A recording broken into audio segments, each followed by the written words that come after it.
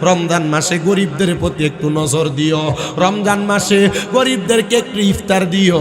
রমজান মাসে গরিবদেরকে একটু সাহারি করায়ও। রমজান মাসে দানের হাতটাকে লম্বা কইরো, কারণ আমার আল্লাহ তাআলা রমজান মাসে দানের হাত লম্বাকারীদেরকে অধিক পরিমাণ বরকত দান করে, অধিক পরিমাণ সওয়াব দান করে। নবী আমার বলে, দুনিয়ার রমজান মাসের মধ্যে কোনো সম্পদওয়ালা অথবা আল্লাহর কোনো বান্দা যদি কোনো রোজাদারকে যদি সম্ভব হয় একটা খেজুর দিয়া, যদি সম্ভব না হয় এক গ্লাস দুধ দিয়া, যদি সম্ভব হয় তাহলে যেন এক গ্লাস পানি দিয়া হলেও ইফতার করায়। ব্যক্তির ইফতার করানোর কারণে ওই ব্যক্তি যত সওয়াব পাবে, বান্দা ইফতার করানোর কারণে তার সমপরিমাণ সওয়াব পাবে। কিন্তু রোজাদারের আমলনামা থেকে একটা ফোঁটায় রোজার সওয়াব কমতি হবে না। প্রিয় মুসলমান, এই জন্য যদি তোমার রুহ নেওয়া আটকাইতে চাও, ডান হাত দিয়া এলাকার গরিবদেরকে ইফতার সামগ্রী বিতরণ করো, এলাকার গরিবদেরকে যাকাত দিও, এলাকার গরিবদেরকে তোমার দানের টাকাগুলা দিও। কিন্তু আমাদের দেশের মুসলমানেরা গরিব দুঃখীদেরকে টাকা পয়সা না দিয়া রমজান মাস আসলে উমরা করার জন্য মক্কা মদিনা চলে যায়। না না না, আগে এলাকার গরিবদের প্রতি নজর করো, এলাকার গরিবদেরকে দেখে রাখো, এদেরকে একটু দান করো, এদেরকে একটু সদকা করো। রমজান মাসে এদের প্রতি একটু রহমতের হাত বুলিয়ে দাও। আপনারা বলেন, এই রমজান মাসে রোজাদারদেরকে ইফতার দিলে, গরিবদেরকে দান করলে, যাকাতের টাকাগুলা বিলিয়ে দিলে আমার আল্লাহ তাআলা আমাদেরকে বরকত দিতে পারে কি পারে না?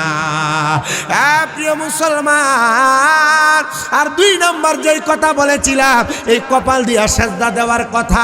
তোমরা সেজদা দিও, সেজদা দিলে আল্লাহ তাআলা তোমাদেরকে অসংখ্য বরকত দান করবে। এটার একটা মহামূল্যবান সুযোগ আসতেছে আগামী 3 তারিখ শবে বরাত। এই শবে বরাতের রাতে বেশি বেশি করে মাগরিবের নামাজের সময় গোসল করে মসজিদে চলে যাইবা। বলে, হুজুর কেন? শবে বরাতের রোজাগুলা মা বোনেরা আগের দিন দ্বিতীয় 2 তারিখ ফেব্রুয়ারির, 3 তারিখ ফেব্রুয়ারির, 4 তারিখ ফেব্রুয়ারির, এই 3টা দিন শবে বরাতের রোজাগুলা রাখবা। নফল রোজা, নফল রোজা। কারণ কি জানো? এই রোজাগুলার মাধ্যমে আল্লাহ তাআলা আইয়ামে বীজের রোজা কবুল করবে, নফল রোজা কবুল করবে। শুধু তাই না, তাই না, আর যদি ওই গভীর রজনীতে আমার আল্লাহ তাআলার কাছে সেজদা দিয়া মস্তক অবনত করতে পারো, আমার আল্লাহর বান্দা যদি সন্ধ্যা থেকে সকাল পর্যন্ত, সুবহে সাদিকের আগ পর্যন্ত শবে বরাতের রাতে আল্লাহর কাছে কান্নাকাটি করে, নামাজরত অবস্থায় থাকে, কোরআন তেলাওয়াত অবস্থায় থাকে, আমার আল্লাহ তাআলা আসমানের উপরি বাগের মধ্যে প্রথম বাগে আইসা ডাকতে থাকে, কে আছো আমার কাছে? তোমার রিজিক নাই, আমি আল্লাহ তাআলা তোমার রিজিক দান করব। কে আছো আমার কাছে? তোমার অভাব আছে, আমি আল্লাহ অভাব দূর করে দিব। কে আছো রোগ মুক্তি চাও? আমি আল্লাহ তাআলা লাইলাতুল বরাতের উসিলায় তোমাদেরকে রোগ মুক্তি দান করব। কে আছো দুনিয়ার জমিনে? আমি আল্লাহর কাছে চাইবা। সন্ধ্যা থেকে সকাল সুবহে সাদিক পর্যন্ত ফেরেশতারা শুধু ডাকতে থাকে বান্দারে দেওয়ার জন্য। কিন্তু আমরা বান্দারা চাই না, শবে বরাতে কোনো রকম ওয়াজ মাহফিল করে বাড়িতে যে ঘুমায়। না না না, সারা রাত্র পর্যন্ত শবে বরাতে আল্লাহর কাছে কানবা, কবর জিয়ারত করবা, কোরআন তেলাওয়াত করবা।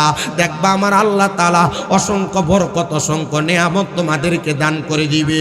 শুধু শবে বরাত এগুলা করবা না। আমরা সুন্নিরা যারা শবে বরাত আসলে হালুয়া রুটি মানুষের বাড়ি বাড়ি দেই। আমরা বেদাতি বেদাতি বইলা সোশ্যাল মিডিয়ায় দেখবেন মৌলবী সাহেবরা খেফায়। বাংলাদেশে এমন কোন মায়ের সন্তান জন্ম নেয় নাই শবে বরাতে হালুয়া রুটি খাওয়াটা না যায় একটা হাদিসের কাউল দেখাইতে পারবে? বলে, হুজুর কি বলেন? হা হা হা, খাবার খাওয়ানো এটা সুন্নাহ, সুন্নাহ, সুন্নাহ, আমরা সুন্নাহ মনে করে খাওয়াই। বলে, হুজুর কি বলেন? হা হা হা, এরা কিপটা মানুষ। এই মৌলবীরা নিজে মানুষকে খাওয়ায় না, আর যারা খাওয়ায় এটাও পছন্দ করে না।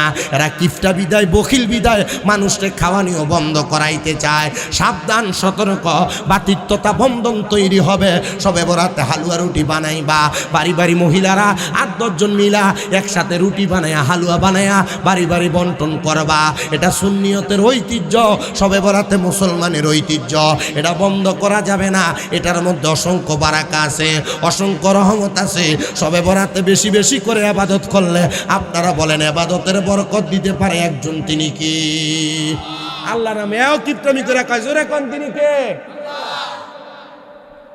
মাশাআল্লাহ।